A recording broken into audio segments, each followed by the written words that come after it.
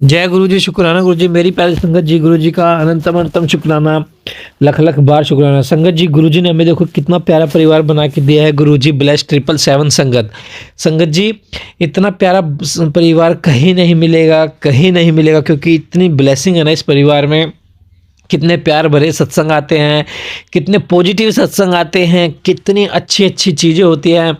शिव पुराण हमारे बीच में चल रही है और परिवार हमारा कितना बढ़िया है, कितना ब्लेस परिवार है, जो एक दूसरे की हेल्प करते हैं, स्वरूप भी भेजे जाते हैं। तो संगत जी, इससे प्यारा परिवार मैं तो मान नहीं सकता कहीं पे हो सकता है। तो गुरु जी पे जो जो संगत विश्वास करते हैं ना, वो गुरु जी से जुड़े रहें। गुरु जी सही समय आने पे आपको वो सब चीज़ें देंगे जिनकी आपने कभी कल्पना भी नहीं की होगी। आपका वो सपना भी गुरुजी पूरा करेंगे जो आपने कभी देखा होगा और कभी ये नहीं हुआ होगा कि हाँ ये भी पूरा होगा। तो संगत जी, गुरुजी हैं इतने प्यारे। तो आइए आज के सत्संग को शुरू करते हैं गुरुजी के मंत्र जाप से। ओम नमः शिवाय, शिव जी सदा सहाय। ओम नमः शिवाय, गुरुजी सदा सहाय। जय गुरुजी। ओम नमः शिवाय, शिव जी सदा सहाय। ओम नमः शिवाय, गुरु जी सदा सहाय। जय गुरु जी, शुक्राना गुरु जी। हे आदि परमेश्वर, आदि पिता, हे परम पिता परमेश्वर, इस सृष्टि के रचयिता ज्ञाता, ये क्रोध, मान, लोभ, मोह, अहंकार की जो क्रूर सीढ़ियां हैं जो आपके मंदिर में बनी है, उनको क्रॉस कर पाना मेरे लिए भी बहुत मुश्किल है परम पिता। मैं समझ नहीं पा रही हूँ कि इनको क्रॉस करके आप तक कैसे पहुंचा जा सकता है। ये कठिन डगर है गुरुजी, आपने सही कहा था एक दिन जब मुझे मैसेज में कहा था कि तेरी गड्डी कठिन है, आगे का रास्ता कठिन है, इसे मैनू ही चलाने दे। ये बात मुझे अब समझ में आई। मैं तो अपनी ही समझ को सबसे बड़ा समझ रही थी परम पिता, लेकिन मेरे से भी ज्यादा समझ जिसमें है वो आप ही हो सकते हैं। मैं तो एक तुच्छ मनुष्य हूँ जो अज्ञानता, मूर्खता और फिर उसके ऊपर से पापों से भरी हुई है। हे गुरु महाराज, कैसे आप धीरे धीरे मुझे सब चीजें समझा रहे हो। आप ही समझा सकते हो, मेरे बस का तो नहीं था इतनी बड़ी चीजों को समझना। जब आपने मुझे बार बार कहा कि गुरबाणी सुन, गुरबाणी पढ़, तो मैं उसको समझ नहीं पा रही थी और मुझे लग रहा था कि है ना लंबे लंबे पाठ हैं, बहुत टाइम लग जाएगा और मैं कितना करूं, कैसे करूं। लेकिन जब से मैंने आपकी प्रेरणा से शुरू किया तो मैं उसको पढ़ पा रही हूँ, उस ग्रुप में ज्वाइन हुई हूँ जो ग्रुप मुझे मिला, और उसके बाद मैंने उनकी बहुत अच्छी बातें सुनी, रिंकू भाई वीर सिंह जी की, और मैं उसमें कनेक्ट हुई। और जब जब से उसको पढ़ रही हूँ, आपने सही कहा था उसको पढ़ोगे धीरे धीरे, क्योंकि मुझे ऐसा लग रहा था कि वो पंजाबी लैंग्वेज है, समझ में आएगी नहीं। जो अपनी भाषा के धर्म थे वो तो समझ में आ जाते हैं, लेकिन यही सब, इन्हीं सब में फंसी हुई थी मैं। लेकिन जब से मैंने पढ़ना शुरू करा, धीरे धीरे उसके शब्द मुझे समझ में आने लग रहे हैं। मुझे क्या समझ में आ रहे हैं, आप मुझे समझा रहे हो कि कैसे परम पिता परमात्मा के चरणों में जो शब्द में, वाणी में, गुरु की वाणी में जो लिखा है वही परम सत्य है, उसके आगे पीछे कुछ नहीं है। ये समझ में आने के बाद एक अच्छा महसूस हो रहा है। और जब से मैं इसको समझ रही हूँ, मेरे अंदर एक अजीब सा तूफान मचा हुआ था 3-4 दिन से, जो मैं चाहकर भी उस समय पर नहीं बैठ पा रही थी, नहीं कर पा रही थी उस सेवा को। इसके लिए क्षमा चाहती हूँ गुरु जी। और जब रिंकू भाई वीर सिंह जी के सोने के जैसे शब्द सुने कि वो क्या क्या बतलाते हैं, क्या क्या कहते हैं, उनकी कहानियां, पुरानी संगतों के सत्संग सुने, कैसे आपने है ना खुद स्वयं आकर के मदद की, ड्राइवर बन के, कभी कुछ बन के, कभी डॉक्टर बन के, कैसे आपने संगतों की मदद की। तो इन चमत्कारों को सुनकर मैं बिल्कुल दंग रह गई। और जब इन चीजों में मेरा विश्वास खोने और डगमगाने लगता है, आपके चरणों में से हटने लगता है, तब मुझे पकड़ के भी आप ही लाते हो किसी ना किसी मैसेज के बहाने कि नहीं बेटा सुन, तो ये सुन। तो आज मेरी स्थिति उसी तरह की है जैसे कि माता पिता अपने बच्चों को कहते हैं बेटा पढ़ लो नहीं तो भविष्य खराब हो जाएगा, हम तुम्हारे अच्छे के लिए कह रहे हैं। लेकिन वो बच्चा मस्ती करना चाहता है, खेलना चाहता है, इधर उधर दौड़ना चाहता है, क्योंकि उसको वही अच्छा लग रहा है। लेकिन उसके माता पिता को पता होता है कि ये इसके लिए ठीक नहीं है। उसी तरह से आज मेरी स्थिति है। हे परम पिता, मैं बालक हूँ आपकी। आपको पता है कि मेरे लिए क्या अच्छा है और मुझे स्वयं ही नहीं पता कि मुझे मेरे लिए क्या अच्छा है, जबकि मैं आज तक ये समझती आई कि मुझे पता है मेरे लिए क्या अच्छा है, मुझे मत बताओ। इस अज्ञानता मूर्खता के लिए आपसे कैसे क्षमा मांगू है परमपिता। मेरी आपने जब मैसेज दिया था कि इस गड्डी को मैनू ही चलाने दे, आगे का रास्ता बहुत कठिन है, तो वास्तव में गुरुजी आगे का रास्ता कठिन है ये मुझे समझ में आ गया है, क्योंकि क्रोध मान लोभ मोह अहंकार मुझे खींचता है, लेकिन आप मुझे अपने चरणों में खींचते हो। तो मैं चाहती हूँ विजय आपकी हो, मेरे क्रोध मान लोभ मोह अहंकार की ना हो, इन कंफ्यूजन्स की ना हो, इस दरिंदगी की ना हो। हे ईश्वर, हे परमपिता, और क्या बोलूं मैं। जो चीजें हो रही हैं उन्हीं से समझ में आ रहा है। तो कुछ चीजें जो आप कहते हो ना, अभी मैं एक बहुत बड़ी परेशानी में थी, तो मैंने जब तुरंत आपका मैसेज देखा कि मैंने कहा गुरुजी ओफो अभी ये परेशानी दे दी, तो आपने तुरंत कहा कि है ना समस्या मैंने दी है तो सुलझाऊंगा भी मैं ही।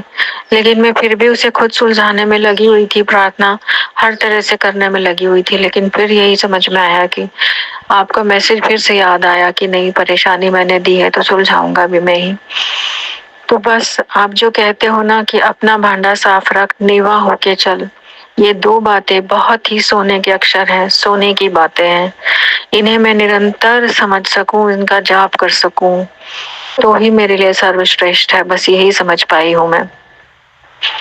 और जैसे कि अभी आपकी प्रेरणा से मैं शिव पुराण और रामायण जी का पाठ जो हमारे संगत जी कर रहे हैं वो पढ़ते हैं, और मैं सुन रही थी, कल भी सुन रही थी, तो मेरे को एक ये था कि हाँ राम जी हमारे भगवान हैं, कृष्ण जी हमारे भगवान हैं। तो जो उसको सुनते सुनते ही मुझे एहसास हुआ, जब उसमें एक लाइन में रामायण के पाठ में आया कि जब सीता जी को निकाल देती हैं कैकई माता, भड़का के सब कुछ कर देती है, हम सभी को पता है, तो वो उनको बाद में प्रायश्चित होता है कि सीता जी इतनी बड़ी महारानी होकर के जमीन पे सो रही हैं, उन कष्ट पा रही हैं, दुख पा रही हैं। तो उनको फिर कोई बताता है कि ये कष्ट जिस कोई किसी को दुख दे नहीं सकता, अपने कर्मों के हिसाब से दुख मिलता है। तो इस बात को सुनकर जैसे मेरी आंखें ही खुल गई, फिर से खुल गई, फिर से समझ में आया कि जैसे मेरे अंदर एक भरा हुआ था एक गुस्सा, एक रोष, खासतौर से जब हम ब्लैक मैजिक या कुछ ऐसा सुनते हैं, तो हमें नेचुरल सी बात है कि एक क्रोध आता है अपने दुश्मन के ऊपर कि उसने हमारे ऊपर हमारा इतना बेड़ा गर्क कर दिया, ये कर दिया, वो कर दिया। लेकिन जब ये बात कल मैंने सुनी तो मेरे को जैसे बहुत ही अच्छा लगा कि क्योंकि साईं बाबा भी इतने टाइम से सच्चरित्र में मैं पढ़ रही थी कि कोई किसी का नहीं कुछ कर सकता, सब अपने कर्मों का होता है, तो अपने कर्मों पे ध्यान रख, बाकी तो मुझ पे छोड़ दे। वही गुरुजी आप कहते हो। लेकिन इस बात को बड़ी मुश्किल से समझ पाई जब मैंने कल वो शब्द सुने, जब मुझे पता था लेकिन फिर भी जैसे मुझे दोबारा वो डोज चाहिए थी। कहते हैं ना एक मरीज जब तक ठीक नहीं होता डॉक्टर उसे डोज देता रहता है, वही स्थिति मेरी थी। तो मैंने वो लाइन जैसे ही सुनी कि कोई किसी को दुख दे नहीं सकता, सब अपने कर्मों से मिलता है, हमने जो कर्म किए हैं वही दुख, वही पीड़ा, वही कष्ट हमें मिल रहा है। तो इस बात का फिर क्या इतना वो करना दूसरों के ऊपर, जो मुझे आ रहा था इतने दिन से मैं गलती कर रही थी।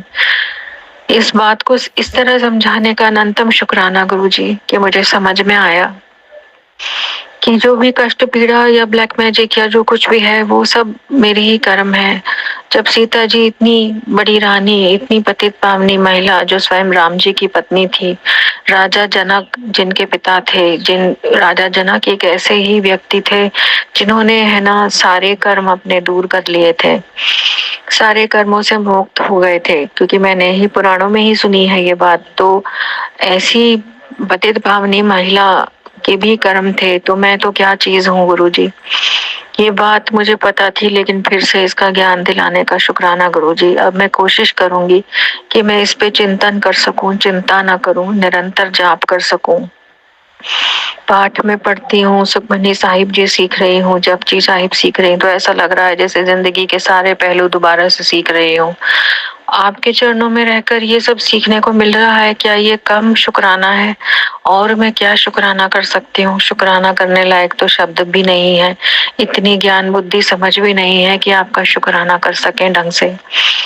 बस आप जो बता रहे हो, आप जो सिखा रहे हो, वही वापस आपको अर्पण कर सकती हूँ मैं तो।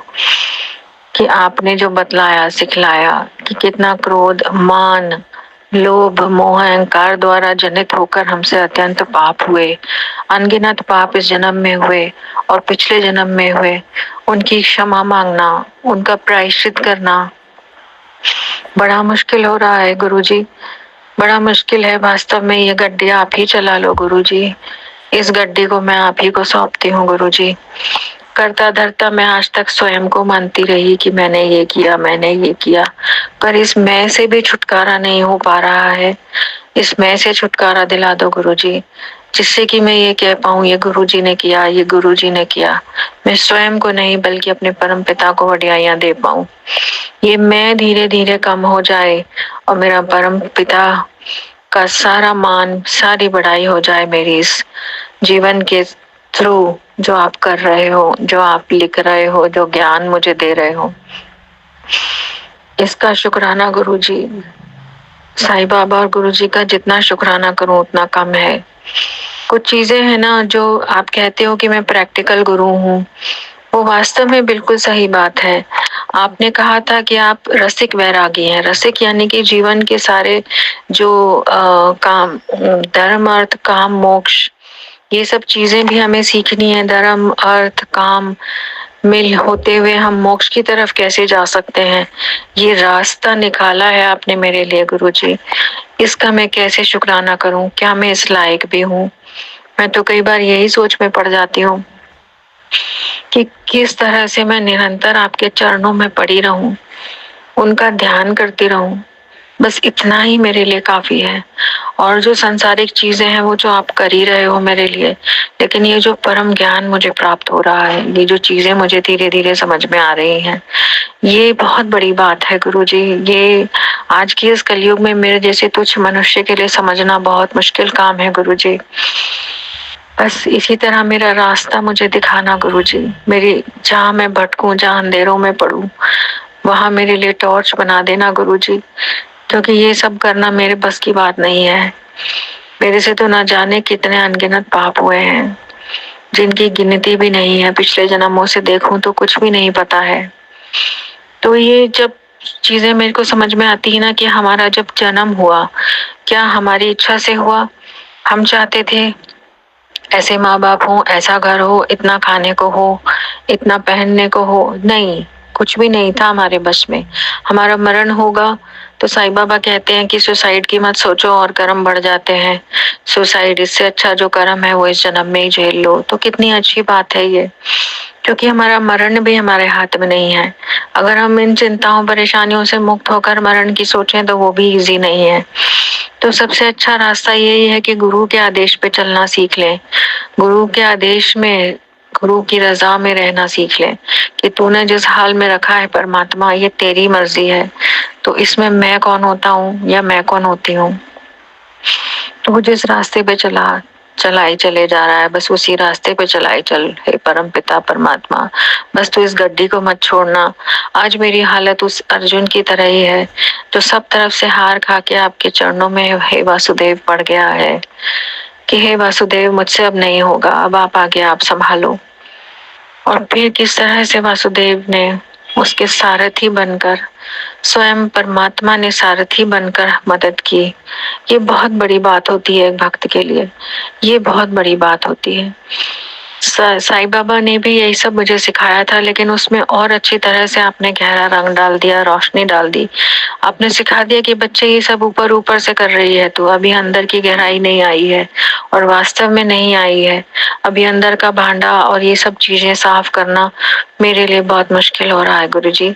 आप इसको संभालो गुरुजी, आप मेरी इस नैया के खिवैया बन जाओ, आप मेरे सारथी बन जाओ। और आप तो स्वयं ही कह रहे हो कि गड्डी मैनू चलाने दे, तो भी मैं अपनी अड़कलें लगाती हूँ। इसका लिए क्षमा कर दीजिए गुरुजी, मुझे क्षमा कर दीजिए गुरुजी। बस अब इस शुक्राने को और क्या बोल सकती हूँ मैं।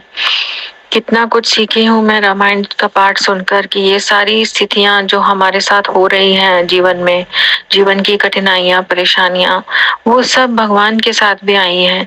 शिव जी पार्वती जी का संवाद सुनो तो पता लगता है कि कैसे कैसे देवी मैया का क्या महत्व है, कैसे उन्होंने पालन किया, पार्वती जी ने कैसे कठोर तपस्या की, तब जाके शिव जी उन्हें प्राप्त हुए। तो हम कहाँ से सोच सकते हैं कि थोड़ा बहुत करके है ना हमें फटाफट वो सब मिल जाए।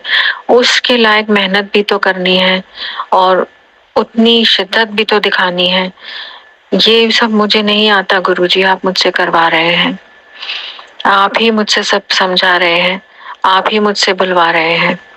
जो भी सेवा है, जो भी जितना मैं पाठ में जुड़ पाई हूँ, तो मैं जिनके संपर्क में आई और मिली और पाठ में जुड़ी, तब मुझे काफी सारी चीजें 3-4 दिन से मेरे दिमाग में ना, जब से मैं सेवा में जुड़ी थी सुखमनी साहिब जी की और इनकी, तो मेरे दिमाग में भयंकर उथल पुथल और तूफान आ गया था। जैसे डेली ब्रेन में इतना कफ, इतनी एंजाइटी, और वो जैसे अब धीरे धीरे आप खींच के निकाल रहे हो। ये है असली चीज जो मुझे समझ में आई है। और पता नहीं अभी तो मरण मरण तक कितनी और बातें आप समझा दोगे मुझे गुरुजी। बस इसी तरह आपके चरणों की लगन में भी लगी रहूं तो ही मेरे लिए काफी है गुरुजी। बस अब अगले सत्संग की तैयारी करती हूँ। जय गुरुजी, शुक्राना गुरुजी। ओम नमः शिवाय। शिव जी सदा सहाय। ओम नमः शिवाय। गुरुजी सदा सहाय। जय गुरु जी, शुक्राना गुरु जी। संगत जी, आप भी अपना सत्संग हमारे साथ शेयर कीजिए ताकि गुरु जी की ब्लेसिंग आपको भी और हमें भी मिले। और संगत जी, चैनल को सब्सक्राइब कर लीजिए, बेल आइकन को प्रेस कीजिए ताकि न्यू लेटेस्ट सत्संग की जानकारी आपको सबसे पहले मिले। जय गुरु जी, शुक्राना गुरु जी।